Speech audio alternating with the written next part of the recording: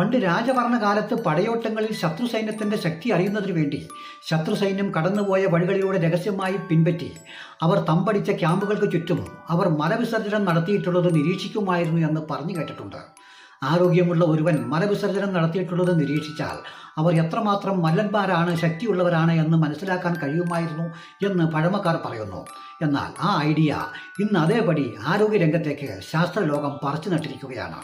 ആരോഗ്യമുള്ള ഒരുവന്റെ മലം ശേഖരിക്കുകയും അതിൽ നിന്ന് നല്ല ബാക്ടീരിയകളെയും അനുബന്ധ ഘടകങ്ങളെയും വേർതിരിച്ച് ഉണക്കിപ്പൊടിച്ച് ക്യാപ്സൂൾ പരുവത്തിൽ ഗുളികകളാക്കി ആരോഗ്യം കുറഞ്ഞവർക്ക് കഴിക്കാൻ കൊടുക്കുകയും അങ്ങനെ അവരുടെ ആമാശയത്തിൽ നല്ല ബാക്ടീരിയകൾ വളർന്ന് നല്ല മലശോധനയും ദഹനവും ഉണ്ടായി ആരോഗ്യമുള്ളവരാക്കി വളർത്തിയെടുക്കാൻ കഴിയുമെന്ന് ശാസ്ത്രലോകം കണ്ടെത്തിയിരിക്കുന്നു.